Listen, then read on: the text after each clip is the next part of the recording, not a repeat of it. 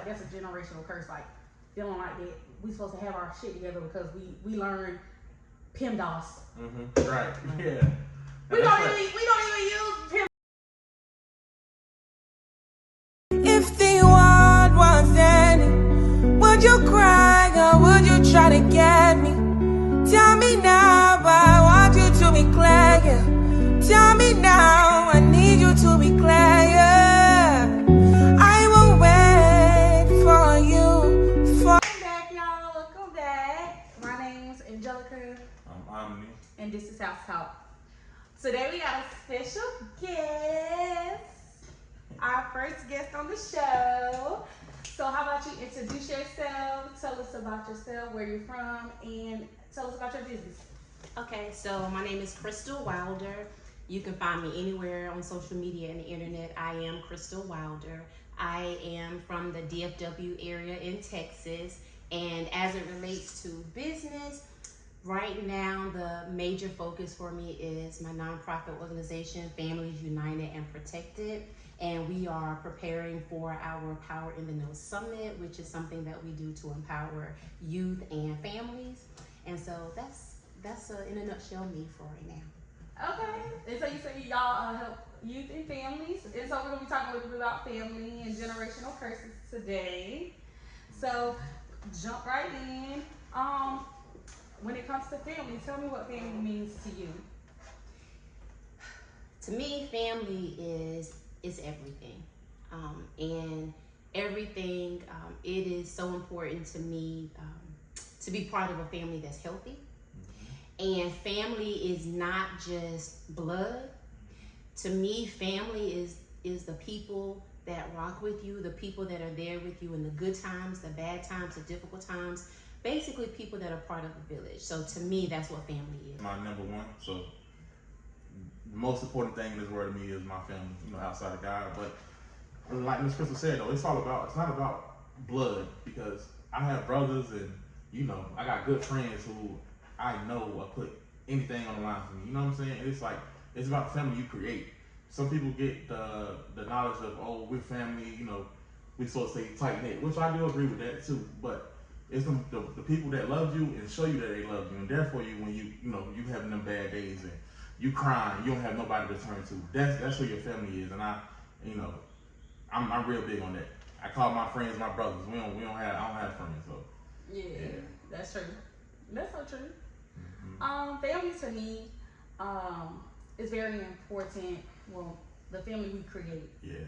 Family we create, because all family ain't good people for me. So the way y'all feel, and y'all feel like it might be, everything to y'all. For me, maybe it's trauma, but like the family I create is everything to me. So so it might not, be the same, but still, like, the family I create is very, very important, and like loving on that family is very important, and building that family and being there for them. And family is who show up for you. You know what I'm saying? Because you can say, oh, you can have people that's in your family, they don't want to shop with your business. They don't want to support you because they scared you're going to get ahead. That's not family to me. Like, if you family, I'm supporting you. I don't care if I can't send no money. I'm going to like and share your posts. It's simple things. You know what I'm saying? So, that's how I feel about family. Like, we're a little bit different from y'all. I agree. I definitely agree. Yeah, and I do too. Like, and that's something that I actually love about the two of y'all. Like, y'all have decided to not necessarily do like y'all family, kind of like how, like, because I know both of like y'all families, y'all are doing something different. And I love the way that, I love what y'all do. And like, even when you were talking about like your friends, in every single major milestone, like, I have never not been somewhere and your friends didn't show up. Yeah. They were always there. Even when y'all do the birthday celebrations, like, there's a whole thing that y'all do. And you know that that's something that y'all do, because I had no idea what was going on, but y'all all did. And so, y'all have a really close-knit family. And I'm my brother's keepers, because his friends is my brothers. Like, you know what I'm saying? That's my family, because he knows I'm socially awkward. Like I don't keep friends, or I don't make friends very well. So he knows that. So like his friends that he keep around, they like, okay, yeah, she crazy, but that's my sister. And I kill for any of his friends because they'll do the same to him. So you get what I'm saying? So he has created. It's definitely a blessing to have that, because like I said, my family, I felt, you understand, Dave, like I come from a smaller family. I'm not gonna say I got a big family, but we was tight knit. I lost my nana, I lost my uncle, and so battling depression and things like that. When I lost them type of people, my friends were the ones who was there for me. You know what I mean? Outside of you, the kids, but them boys, my sisters, even my sisters, they made sure that they was there. They were calling me, texting me, keeping them. That's why I say that's family to me. You know what I'm saying? Yeah. Cause we can get into it. It's house talk. My uncle bringing them. I'm sorry, my uncle, none of them died. I didn't even hear from my cousins. Yeah. You know what I'm saying? But I'm supposed to drop everything when they come. No, I don't believe in that one. Yeah, and that's me too. Like I'm not dropping everything. If you're not dropping it for me. Yeah. Is that how you feel? Well, yeah, that, and then I have seen a lot of things, and I've seen a lot of things as it relates to family, and that's why I really love what we're going to be talking about too, because you can see a lot of things and you can choose to go with the flow because that's just kind of how we do things. Yeah.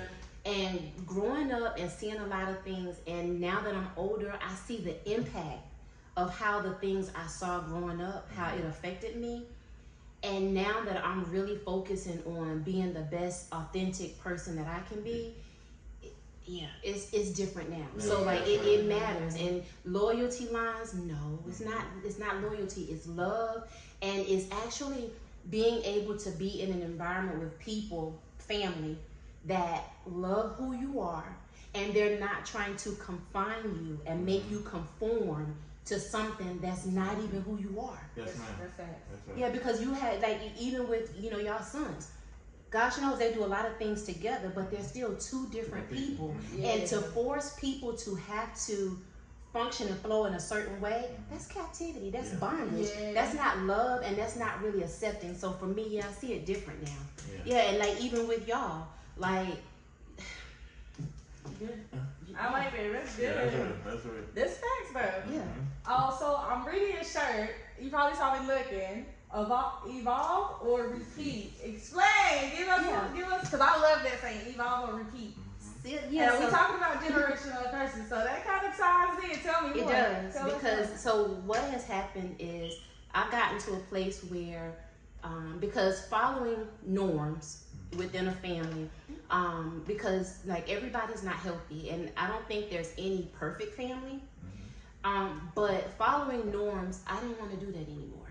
And I'm at a place where I want to be free. And to me, and freedom, people have their own definitions of what free is, but I want to be free, and I really want to be me.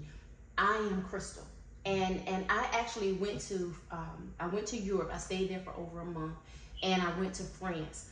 And while I was in France, never in my life had I ever been in a place where I was not a female, I wasn't black, I wasn't a mom, a sister, a daughter. I was nothing else but a human being. I had the best time of my life in France, and I never wanted to lose that feeling. So I went on pursuit to living life and doing me. And in that, I had to challenge, why do I do some of the things I do? Why do I function the way that I do? And I started looking at everybody.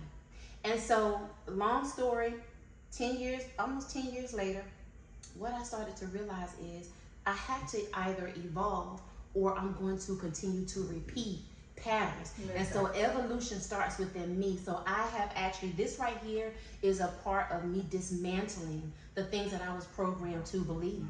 Because we learn by assimilation. And so when you assimilate, the time that you learn the most is between birth and 6 years old. And who are you with? Right, and that is where your brain, that's where you don't challenge, because a child that's under 6 usually don't challenge much of what you say. They go with it, and that's your foundation.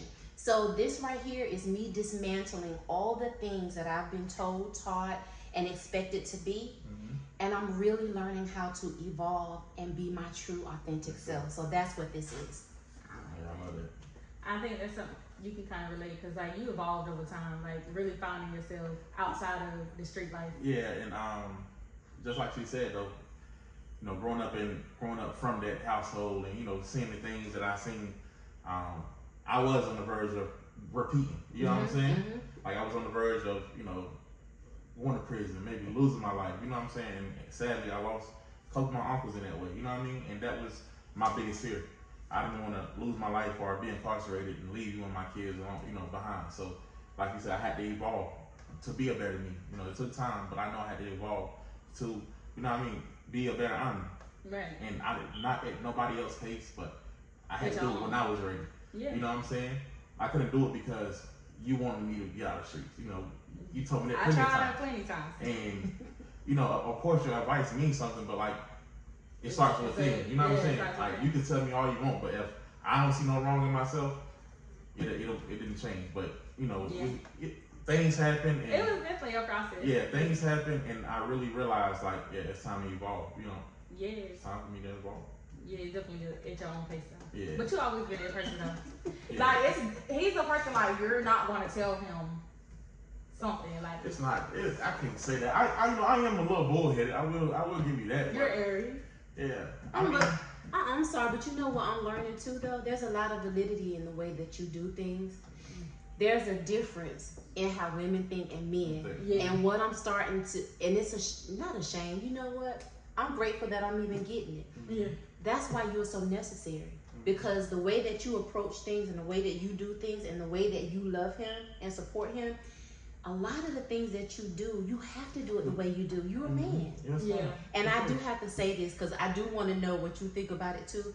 But I love who you are. Thank you. I've had the opportunity to see you grow, and I love how you love on yourself. I love how you love on Angelica, and I'm so proud of the father that you are. I really appreciate it. You take it so seriously, and you give me life. You give me life. That's vice versa though. No. I got something I want to tell you from some words you gave me. Not when I tell you something to me to this day. But yeah, we're gonna wait towards the end. Yeah. I just love the conversation so far. It's going good. Definitely evolving is important. Yeah. And I've watched you evolve as well as you probably watched me evolve. For sure. I feel like I still have so much growing to go. And you know, I'm a type of person where I get in my own head. So I could hit everything I just prayed for a year ago. And now it's like, I'm not enough. Like, I'm not doing enough. So my mind is always like, what's next? Like, I'm always running. So I'm always beating myself up. So I feel like I'm always evolving and turning into something else. So for me, like, he can say, oh, I'm at this point in my life and I accept where I'm at and I know I'm still growing. Me, I'm like, geez, like Dave, like, I have to do something else. I have to be something else. And he's just like, relax. Like, he'll just tell me, like, wake up, go in the living room and just look around. Like, look where you are. And I just take a deep breath, like, damn. Can I ask you a question? Where do you think that comes from? I don't know. Because when you start to dismantle, Yeah. and you start to realize that some of the things that we critique ourselves on, beat ourselves up about, where did it really come from? Yeah. Why is it that important that I always gotta be doing something? Yeah. How come I can't savor and enjoy the moment? Yeah. So when you're looking at, especially generational, like when we're talking about generational things, you gotta be willing to challenge. Why can't I just relax? Why can't I do that? That's true. Okay. Dropping gems today. Okay. Okay, so I got some more questions for you. So what are some common generational curses that you notice, like, y'all might not know, but we're all family. Yep. And so I'm coming to her, I'm introducing y'all at her as a business person right now, but as a family right now, as you're watching, like, our family, your family, it doesn't have to be my family exactly, or us. Just families in general. Just in general. What generational curses do you see that you like, this was trauma, or this was something that was brought up? Like, you get what I'm saying? So I'm gonna tell you this. So I think there's a difference between generational curses and generational choices. And the reason why I say that is because curses, if it's okay if I say this, I don't know if you've ever read, Lord Jesus. Her book is The Garden Within, and she is, I cannot remember her name right now, but it'll come back to me. But the name of her book is Garden Within, and there's actually scientific proof that there's a molecular change in your cells when you experience trauma, right? And that they can actually catch the trauma 14 generations down. So there's some things that happen in our families that we have no choice. It's coming. You think about it. You'll see a person, they've never met their father or their mother, but they act just like them. Mm-hmm. Yeah. Right. So curses, sometimes I think we can pass down trauma and curses from a molecular level. But for me, it's more choices. So one of the choices that I see that's really hard is being a perfectionist.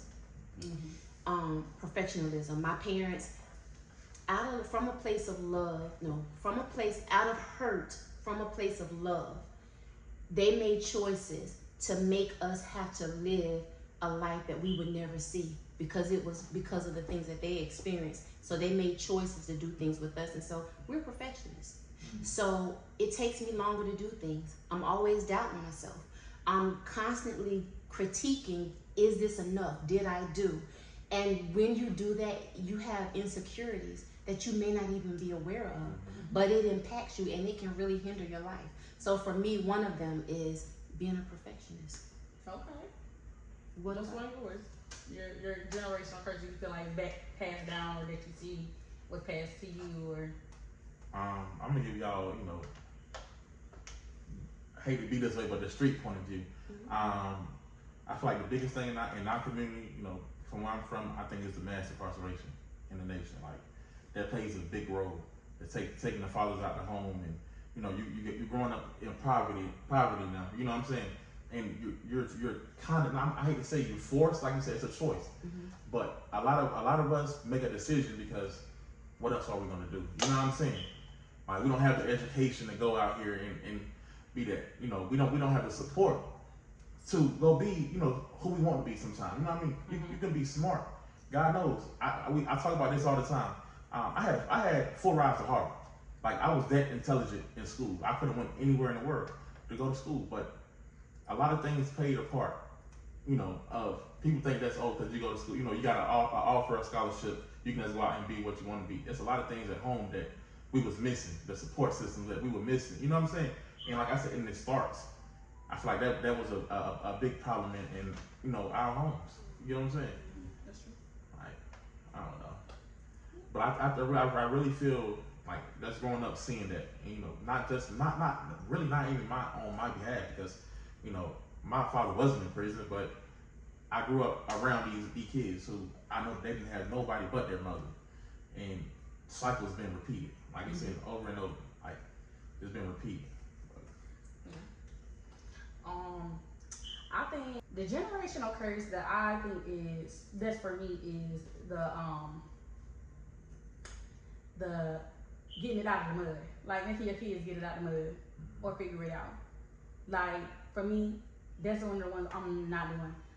I'm silver spoon my babies. You know what I'm saying? Like, and I'm not saying silver spoon. Of course, I'm gonna teach them like how to, you know, get it on your own, how to be a man, take out garbage, how to earn money, how to, like, you know, live. But I don't want my kids to have to figure it out. Like, you out here, you know, going off and you on your own, or you turn 18, you gotta get out. Yeah. Like, that's a generational curse that I feel like we have. Like, my family has that. At 18, you have been sheltered all the way up until you're 18, and then you just gotta get out. You know what I'm saying? Like, I don't get it, because getting out, then you making decisions on your own that you don't really know what you're doing, because you never been on your own. Messing your credit up. You messing your credit up. Not even knowing, there's a lot go to it. Yeah, because at 18, you're trying to figure it out. So what I know, I can go get a phone bill, and I can run that bill up to $1,200 and get it on my credit, because I'm not gonna have the money to pay it, because I wasn't taught to work, because I was in the house for 18 years going to school, and I wasn't allowed to do anything in school. But at 18, you gotta go get an apartment. You gotta get out of my house. I don't want to do my kids like that. Like, I had a rich mom, poor mom situation in high school, and I tell people about that all the time. Like, I had a mentor. Her name was Brenda Wells, and she told me, when I was younger, and I wish I would have listened about credit. She talked about credit all the time, and she did not make her child move out of her house at 18. Like, she let him stay, finish college, like, figure out your life, and then, you know what I'm saying, Right, when the time is right and you feel like you've made enough mistakes, or you went to college and you've learned enough to be on your own, now go get an apartment, now go be on your own. That's all I want to do for my kids. I feel like that's a generational curse, like, feeling like that we supposed to have our shit together because we learned PEMDAS. Right. Yeah. We don't even use PEMDAS. You know what I'm saying? Like, we learned that in high school, and these people don't you know what I'm saying? They don't teach us nothing. We're not learning credit in high school. We're not learning how. We did have sex ed in 8th grade. They ain't teaching that in high school. Like, we having parents' choice. Like, what's the class? Parents' choice or parents? What's that? I didn't get a shake. I didn't take that one. Oh yeah, it was like we had The baby. Yeah, the egg and stuff like that. Teach you a little something in that class. I used to like that class though. But like, I just don't feel like they prepare us for the real world. Like, it's a different ball game. yeah, geometry. I'm not using me personally. I'm not using that. I mean, yeah, and I tell you the beauty in like what you were saying too. You cannot give something you don't have. Yeah. And so, even in the conversation that we're having, there's a lot of grace and a lot of love and acceptance because even too, as we make different choices, it's a judge-free zone for the people who choose not to. yeah. And it's kind of like now, what, especially for me, it's learning how to love them based on who they want to be, while respecting and being true to who I am. So it's giving grace, but it's hard for it, especially like the history, like our history, Black history, slave history. Like, there was a reason why they did things like that. And see, that's another reason why it's important to challenge, like, why you feel like you gotta always have something popping. Like, it's a reason why you need to challenge it, because it's like, why do I really do that? Where does that come from? And so, because I actually did that, and I did that to my middle daughter. It blew her mind when she went to Central and came home for the weekend, and I really did take everything out of her room and let her know she was a visitor. She lost it. Like, she lost it. And I did that for my son. Now granted, before I did that though, I took them, they all had bank accounts, took them to see financial advisors, because I'm not gonna sit here and perpetrate a fraud and act like I'm real good in finances. So I did certain things, taught them how to budget. I taught them a lot of things, took them out of the country. I did a lot of stuff with them, right? But when you're 18, look, I done did a lot. And so, but I did that. In hindsight, now that I understand that I really did what I was shown, I wish I hadn't have done it. So definitely give grace to, like, I definitely give grace, especially to like my parents and stuff, because I feel like generation, what Z, are we Z, X? I feel like we came to point at things out. You know what I'm saying? Like, we're the ones that's like, y'all Z. Yeah, we coming out and we're like, what you did was wrong. You owe me an apology. Yeah. That shit you pulled was sorry. You know, we're that generation. Whereas y'all generation, my mom's generation, they didn't see that because they were still in the thing where their parents, you know what I'm saying, we're doing what we were taught. Like, my mom does a lot of stuff that may have hurt me, but my mama will say, oh, but my mama did it to me. Or my mama taught me that way. You know what I'm saying? But that doesn't make it okay. You get what I'm saying? So when we talk about generational curses, it's just things that I'm like, I saw, and I no longer want to deal with it because that's the generation I'm in. I'm like, okay, if I point it out, and I'm saying, like, it's my choice. Like, yeah, it's my choice. And like you said, it's choices now. And like, now you're older, you know what I'm saying? You see it, and you're like, okay, dang, like, I can't take it back. All I could do is say, oh, I made a choice. I disagree. What do you say? Okay, I'm gonna tell you why. I love y'all generation and I respect y'all generation. And for a person like me, because you're absolutely right, for a person like me being in the place that I'm in, because it's still a choice, right? So some choose to say, that's just what I was taught. But that shows you where they are in their evolve or repeat. And sometimes you don't know what you don't know. You're not even aware of your own self in the way you should. But for me, no. Y'all give me the business. When I started, as I have started to dismantle the things that I was taught, I actually, last year for Mother's Day, I told the kids all I wanted to do was have a family meeting. I actually apologized for a lot of the things that I did to them, and exposed them to. And I asked them to please tell me what their experience growing up with me was like. And what I did was I actually listened to them. And I listened to them without making any excuses. Because at the end of the day, my excuse does not matter when you're telling me your experience. Yeah. Because if I hurt you, it doesn't matter why I did it. Even if it was not intentional, it never changes that I hurt you. So what I did was I apologized to them for the things I was aware of. I allowed them to tell me their experience with me.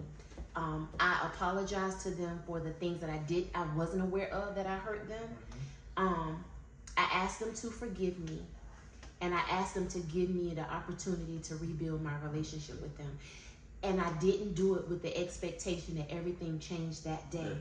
Because the thing is, just because I'm ready to do the work doesn't mean they are. They may have just needed to hear me say, I'm sorry. Right. And now they got to process how they feel about that and then bring in their part. So some people cop out and just say, that's how I was raised. But that ain't right. But that's breaking a generational curse. That's real though. Parents don't apologize. That's real. Yeah. I'm not getting into the whole situation though, but that's like kind of piggybacking off that, like, you know, with my father, you know, it ain't no secret. He wasn't there for me, you know, growing up, and I did give him the opportunity to be a grandfather. You know what I mean? Things weren't perfect. You know, he was doing way better than what he did, you know, when I was growing up. But we ran into a little situation, and you know, my wedding, he didn't show up for me my wedding. That was a real big thing. And like I tell Jelly all the time, we you know, I talk about this because I got to the point now where it no longer is affecting me. You know what I'm saying? Like growing up, yeah, it affected me a whole lot. But like I told you, it's my choice now. So what I refuse to do is to let that trickle down to my kids. You get what I'm saying? Like I will not allow that inconsistency. Like I know she tell you that all the time. We don't allow inconsistent people in my kids' life. That's the biggest cutoff for me. You know what I'm saying? And I wish I could sit down and talk to my father like you did with your kids. You know what I'm saying? But I just don't see it happening because his mindset is still on repeat. I love that shirt. I'm gonna keep on saying it. Yeah. I love that shirt because I'll send you one. Yeah, please do. Okay. His mindset is stuck on repeat. Like, you know, from what he grew up, what he's seen. Granted, I know the trauma he been through. You know what I'm saying? But like at some point, like you said, you gotta choose if you're gonna pass that trauma down to your kids. You know, I done got some of it. You know what I mean? So I know that feeling. Being 8, 9 years old, you know, up crying all night, you know, I know that. And I refuse to put them two through that. I just Same. Like that's the thing for me. Also inconsistency, but apologizing. I openly apologize to my kids right now, even at their young age. I don't mind telling them I'm sorry because I might be yelling and I'm like, why the hell would you do that? Like, you know, I'm yelling at them, I'm being a regular mama, and then when they say, this is my thought process, now I owe you an apology because I didn't take the time to listen to why you thought that way. And when I was younger, I'm like, I'm always getting popped in the mouth because I'm like, you gonna hear what I gotta say. Yeah. You know what I'm saying? Like, I'm trying to tell you why I'm crying, and you wanna whoop me for crying. You know what I'm saying? So, like, now I always listen to my kids. I'm like, okay, so what exactly was your thought process? And if you give me a valid thought process and you really just don't know why you did it, and you just like, I'm being a child, I apologize because I have to allow you to be a child. I love that. Yeah, like I allow my kids to be themselves, and they're gonna make mistakes. They're gonna make mistakes, and I openly apologize. But I do not accept inconsistency. Like, if you're not gonna be consistent in my child's life because I know the hurt with inconsistency or not showing up when you say you're gonna be there and you don't come. Like sometimes I be wanting to invite people somewhere, right? I want to take my parents, invite them somewhere, and don't show up. Like I just want to be like, I couldn't make it. My fault, y'all. They already there waiting on me to get there, and I'm gonna pull it. You know how that feel? For you to tell somebody you come and you don't come. Like one day I will invite them. Boy, you don't got no sense. I saw that on TikTok. Somebody said she did that. Yeah. I will invite them. On Father's Day, she invited her daddy somewhere for Father's Day. Yeah, I'm like, dang, my fault, baby. Couldn't make it. 11 o'clock. Do you know the significance in what you and Omni are doing with the boys? Y'all are teaching them how to be emotionally intelligent. And I love that. Yes. I love that. That is so, that's awesome. Yes. And I feel like he also gives them like so much affection. And I feel like we don't let, I wouldn't say we. I feel like now I'm getting in a space where I starting to understand that men have feelings too, because I was in a space where I felt like, you know, my feelings matter, and I never really took into consideration a man's feelings. But I understand, like, I feel like my kids, I want them to be understood too. I want them to be able to express themselves and don't feel like they're weak as a man. So I want them to be able to express and cry and stuff like that. And I feel like you give them that vulnerability too. Like, you affectionate on them all the time, and I love that for them. Cause like you always hugging on them. Oh, how's your day? You in a bad mood today, huh? You like you know what I'm saying? He always addressing their moods, and I feel like that allows them too to be like, okay, as a man, I don't have to grow up and think that I can't be emotional. I can't be in my feelings. I feel like that's important too, because me, I'm growing. I'm still like, now just acknowledging that he has feelings too. You know what I'm saying? Like, and not being funny, but because you see like men are supposed to be like strong and this and that, but you can be strong. You know what I call the word fragile. Yeah. Handle me with care, whether it's a male or female, and there's nothing wrong with that. Yes, it's nothing. And he just expresses it different. So like, if he's going through something mentally or something's bothering him, and he's not showing it to me, of course he's not gonna show me, oh, something's actually going on behind closed doors, or something he's trying to take care of that's without me. He just gets quiet and he don't talk. So I have to acknowledge this, how he copes with things. He don't talk. Instead of getting mad like, oh, you don't want to be with me? Or you don't like me no more? Get the ass crazy. Now I'm like, okay, he like really be going through something today. You know, like that's how I'm like, y'all have to think about, my kids are gonna be men, and they're gonna they have a lot of traits like their dad. So I'm like, they're probably gonna cope with things like that too, and I'm gonna have to. Since we speaking on this subject, I feel like that's some good advice for a lot of women, because y'all don't understand, like, I'm not saying y'all don't understand, but a lot of women don't understand like the day-to-day of being a man, yet alone a black man. And we find out different ways to not, you know, decompress, not, you know what I'm saying, decompress. And one of my go-tos are, I'll hop on a game with my friends. You know what I'm saying? I'm having a hard day, you know, State Farm is stressing the guy. I swear to God. I'm having me a hard day at State Farm or something, or, you know, working, and I'll put my headphones on for an hour and a half, just relax. You get what I'm saying? Like, you gotta allow your man, not, you know, of course you want to see what's wrong with him, but you gotta also allow him that space to, you know what I mean, get through that stuff sometimes. Cause I hate to be that way, but a lot of us, we're wired, like you said, we grew up in that, oh, we gotta suck it up. You know what I'm saying?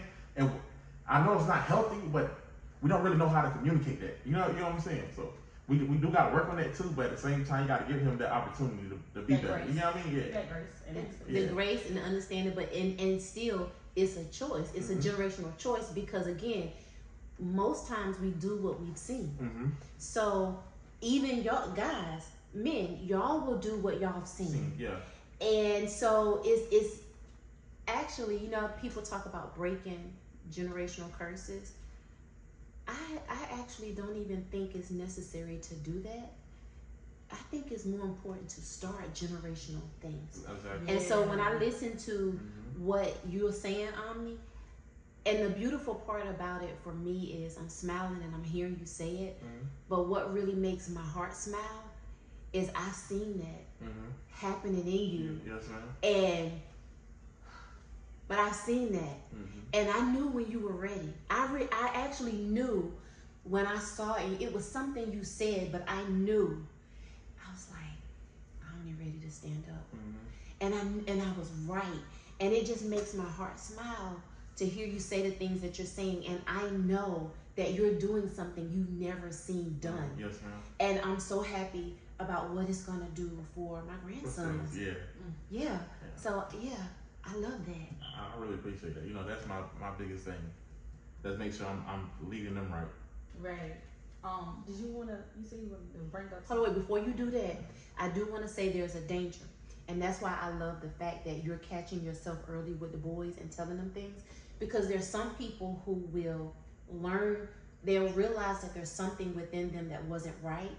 And instead of them going back to say, I'm sorry, or, you know, I know that I did this, you know, even if they have to give an excuse, which is the building block to nothing, but whatever that is, there's a danger in refusing to come back and say, hey, this is something that I did. It came from this place.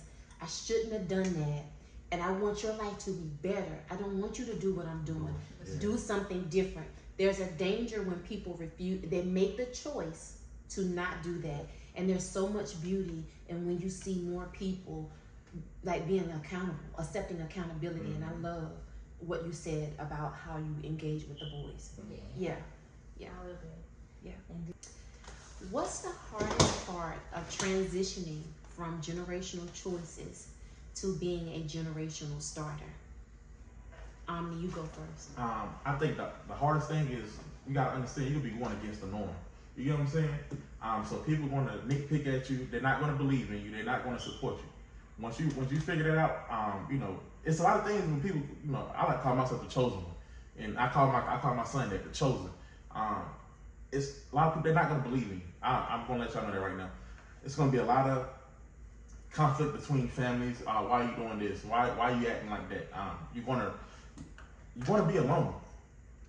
I'm telling you, you're gonna get real lonely, and that's why I love my wife, man, because I went through that. I got so lonely and so low, and she was that who brought me out of that and made me realize what I'm doing is right. You know what I'm saying? Like, I can be better. I don't have to be that statistic.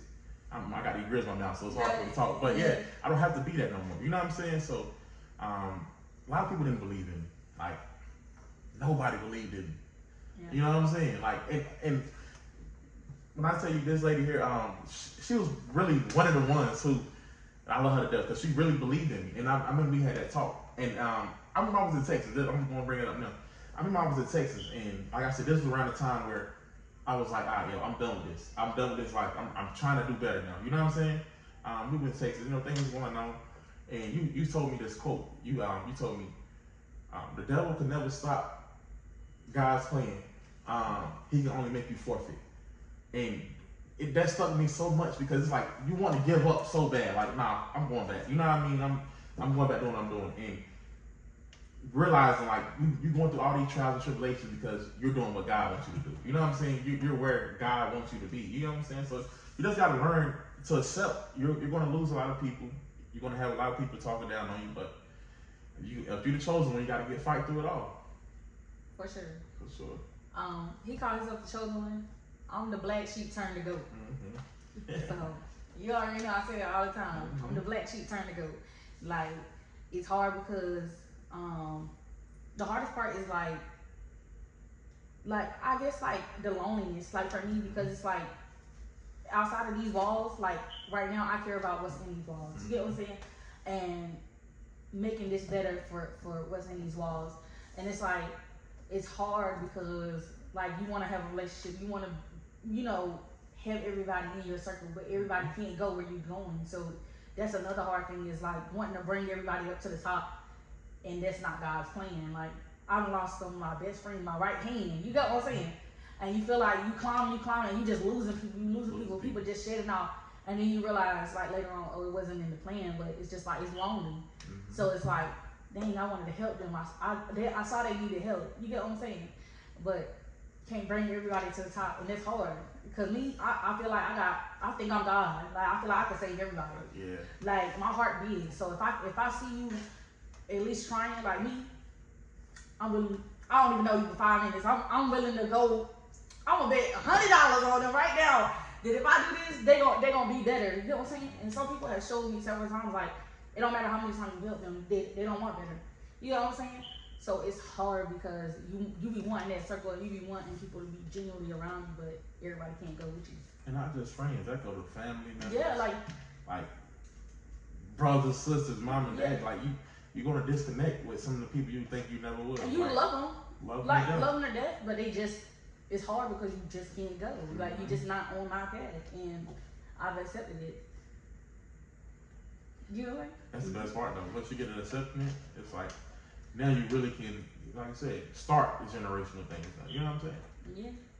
Yeah, and I'm just sitting here like, oh my gosh, like the level of insight that y'all have, like, it's definitely it's showing that y'all are really doing the work, internal work, and y'all are really like challenging a lot of the things that, you know, y'all have experienced up until whenever y'all, it's so obvious. And it is, lonely is definitely one. But one of them is, for me, there are people that I love, and I love them enough to let them stay where they are. Because the same way that I want to be free and I don't want anybody to confine me, I can't do that to them. And like, if you choose to continue to be a certain way and function a certain way and do things a certain way, judge-free zone, if you like it, I love it, but it don't work for me. Yeah. And so I'm having to distance myself from people and even reconcile.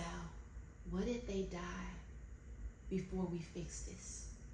And being okay with knowing that even if they left tomorrow,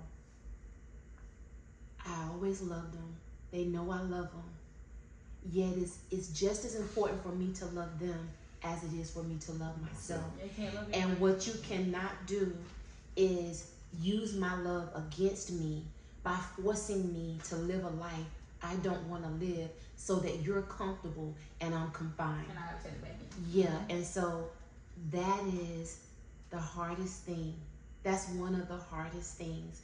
And everything that y'all mentioned, that happens too. But I've had to actually reconcile. What if they die before we get it right? And I always say that too, because I got a lot of bad habits on them. But anyway, Judge-free zone? Judge-free.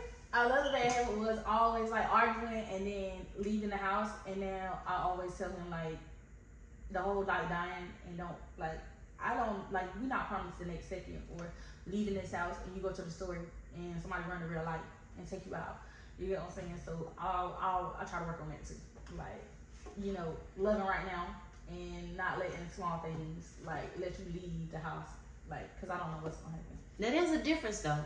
And the reason why I say that is because there's some people that are functioning in whatever the norm is, because a lot of family will hold you on loyalty. Like, I'm doing wrong. You see me doing wrong. You know I'm doing wrong. But you gonna be loyal to that because we family. That's different, right? That's different. If you die tomorrow, God knows I loved you. But you gone. And I'm gonna love you from that far. But like with you and Omni, that's a whole kind of a different kind of, like, that's a different thing. I think. I think. Okay. All right. So that's the, because everything else we talked about it just in a different way. So yeah. So y'all know what time it is. Y'all know what time it is. Everybody in the hot seat. Yeah, y'all about to go in the hot seat. You ready, Crystal? This your first episode. Ain't nothing to it but to do it. Okay, everything chicken but the pill. Okay. What? Go ahead and answer the question. You about to start the silver. Okay. No, wait. Now, wait. You gotta ask Omni first because I have no idea what this look like. And you don't know what it look like either. It's cool. You Okay, got well, then you know, let's I do ain't it. worried. You know, I ain't. I want to put you in the hot seat, but I'll let y'all. Okay, go ahead and put me in the hot seat. Let's do it. You want to go first? I'm ready. No, let me go first. Okay, go ahead. One more. Okay, first hot seat question for them. Y'all know I always got a hot seat. What is it like being a part of this family? I'll say my family or this family. What's the hardest part, or what is it like? Just give me your experience.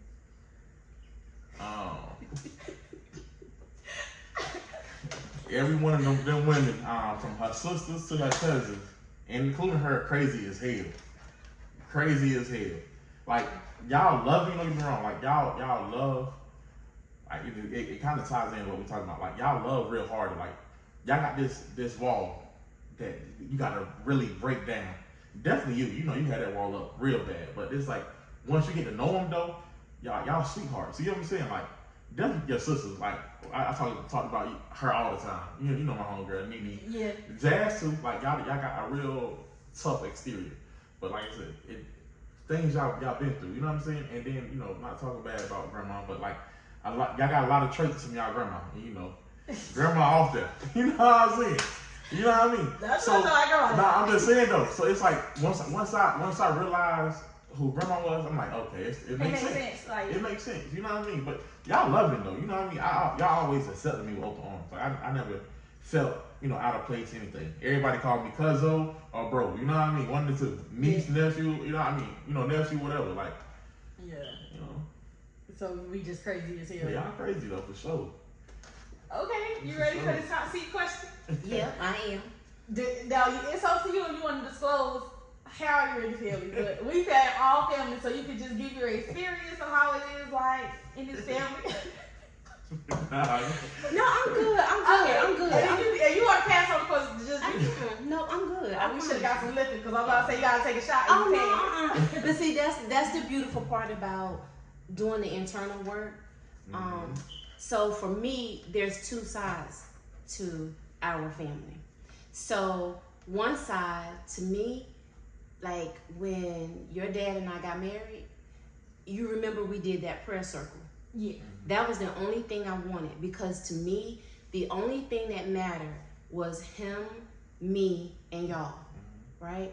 And so what I love about us was like, y'all let me love y'all.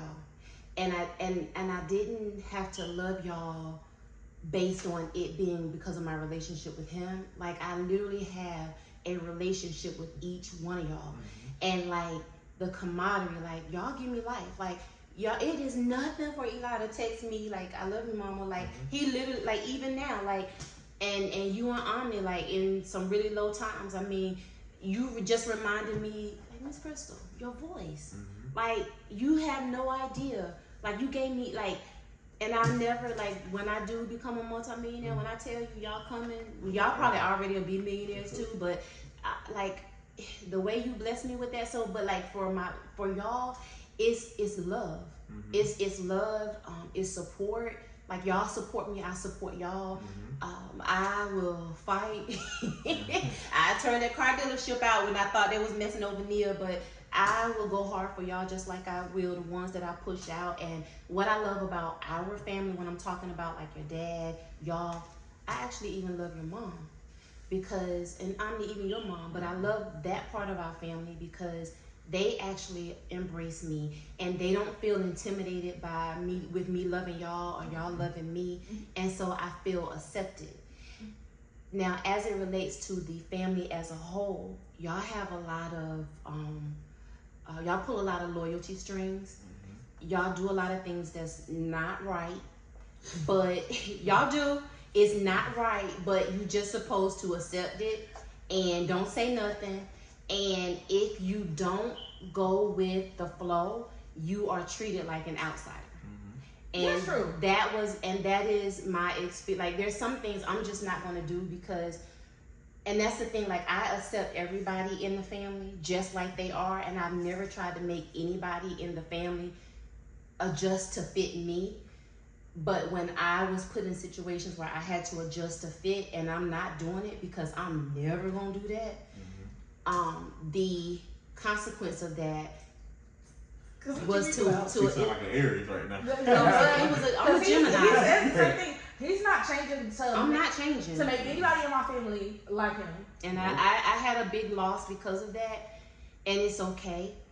I don't hold any animosity, nothing. Like it's okay. Like because the greatest thing that God gave me is my ability to love. And so for me, I'm loving regardless, and I'm never gonna let anybody change the essence of who I am. Never. I love that, Miss Crystal. Yeah, and so yeah, that's me. When I'm saying I'm a firm believer, like you know, if God bless you with the ability to love, He blessed me with the ability not to give a fuck. I'm telling you. I'm getting there. I'm telling you, like it doesn't bother me. I know for a fact. Some people don't like me, but shit, hey, I'm me. I don't know how to be nobody else but I'm me. And I can never fake it and sugarcoat it and be nobody else way. Yeah. To fit your perspective.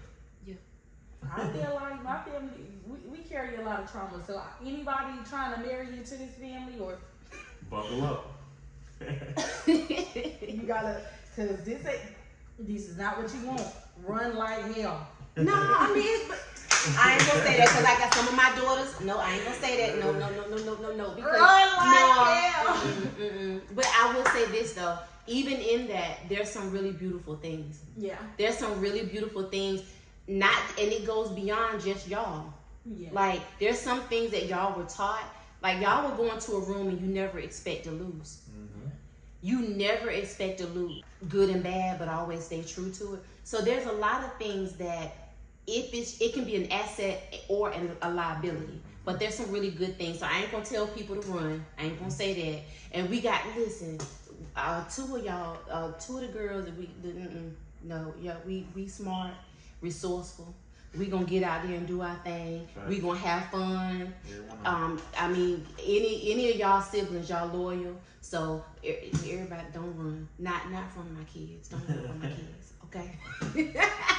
Go ahead. Run for someone. Okay. So next hot seat question. Cause both of y'all, I don't know, like we all family, but we got a really close relationship. I feel like y'all already know how I am. Like, I don't care what it is. I'm giving everybody I trust everybody to be exactly who they are and who they show me they are. So that's who I rock with, whoever show me they are. So for you and you, I'm gonna ask you first since you let him take the hot seat first on the last one. What's one of the things that is tough within our relationship? Like, not anything else. Like, what's something that you might dislike about me that makes it tough in our relationship? Believe it or not, and I'm not being funny and it's not cliche-ish, if I want you to love me and accept me the way I am, I gotta love and accept you the way you are. Yeah. And I do. When you be like, all right now, because you'll even say, all right, Miss Crystal, look, and then you say whatever you gonna say, but I respect that. And when I say y'all be giving me the business, all of you nigga, y'all will give me the business, but I respect that, and I'm not so like, nah, I'm who I am that you can't talk to me like that. So nothing. I love you just like you are.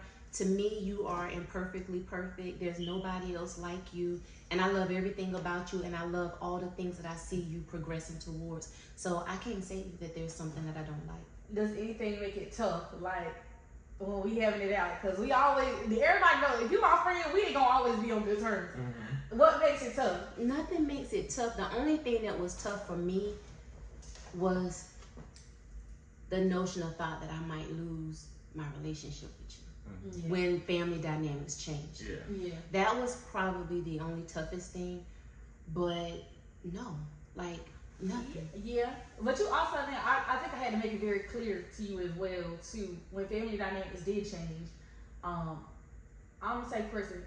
I don't take rules from nobody. Yeah. I answer to my husband. Yeah. So sometimes. Yeah. There you go, Chris. There you go. Now you not too much over. You said we're being honest, right? House talk, okay? Niggas and flies.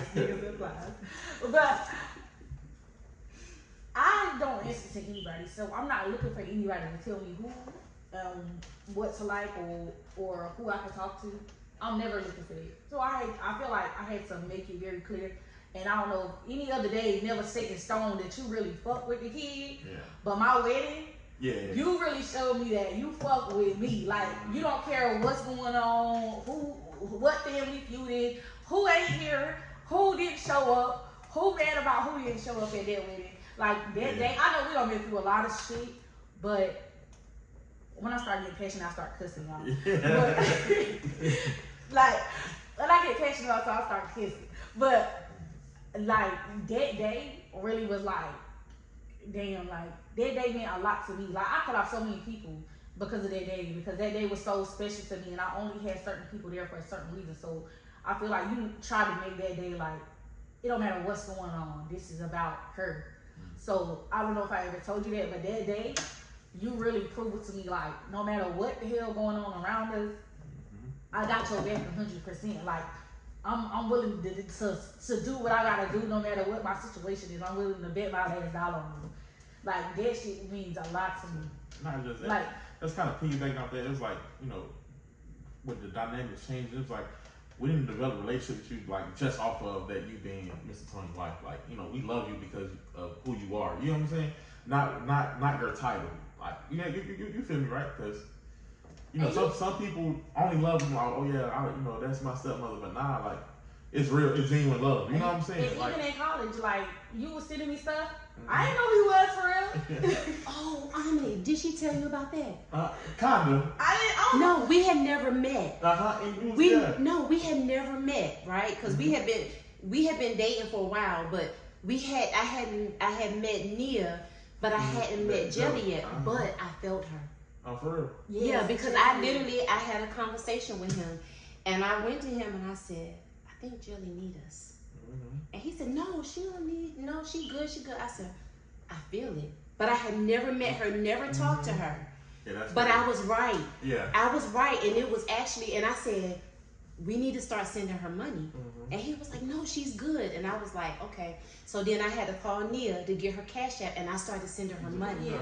But that was actually when she was pregnant, and we didn't know it. But she really needed us. I remember her telling me that you had sent her money. Yes, because he was the only one, and he was feeding me and my roommates every night. And he was sitting that pizza and Domino. I'm Miss Chris when I tell you I order Domino's every day. I order what? About 3-4 boxes of pizza. I was at Lewisburg. Wings every night. It was nothing but Domino's there, and I realized. The delivery driver already knew who they were. Yes, he already knew where to come.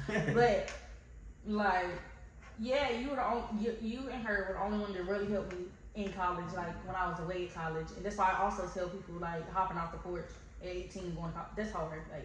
Like figuring out life and stuff like. But you was also coming to get me every weekend too. So it was like. Oh yeah, I got pregnant. I'm sorry. But you didn't say what you he didn't answer that the hot topic. No. What is it again? What was the question? Oh, what's the hardest thing? No, that was first. No. Oh, what's the hardest thing about our relationship? Like, I think I actually know the last one a little bit kind of similar. But what makes it tough? I don't know, baby. Like, it's hard to be back on this person. I ain't gonna hold you. She did come strong. She did come strong. Good Look, God. Look, she don't say nothing. She don't spoil the kid. But it's different though, because what y'all have to do is different. Yeah. Make it so like, I don't know, man. You grown so much. Like it's really nothing bad I can say right now. You know what I mean? Like back in the day, we grown so much. Like, but back in the day, you was a hothead. Like you would pop off any given time. Like you know what I mean? You wasn't able to really listen. You know what I mean? But like. These last couple of years, you've grown so much. Like I told you that in peak. Like when we got married, I told my baby, we're not gonna get married until we know, like for sure, we're gonna be the rest of our life. We both had to mature. You know what I'm saying? Yeah, but you still crazy as hell. You know, I still gotta walk on tippy toes with you sometimes. You can't just play with you, but not too much. It ain't nothing like honestly though. It's nothing that's really tough. Like you saved me. You know what I mean? Like you. Made me a better man. Like it ain't nothing I can say bad about you, bro. Okay. But and I have to say, Jelly, you hold it down. For you have been so supportive with and to and for Omni. Like I've not seen that, especially somebody as young as you. And I challenge you to never ask that question again, because you are lovable, you are loved, and you're loved. And there is nothing hard about that. And so as we walk into seeing things different, being different, and really being our authentic self, there's nothing hard about loving a person that you really want to love. That's it. So don't ever ask anybody that question about you again. Okay. I feel that. Thank you, Miss Chris. Okay. So I think we're gonna wrap this one up. Yeah, this one's about generational curses. So stay tuned. We do go live every Sunday at 7 p.m. with more households. And this is sponsored by Trap Kids. So reach a person.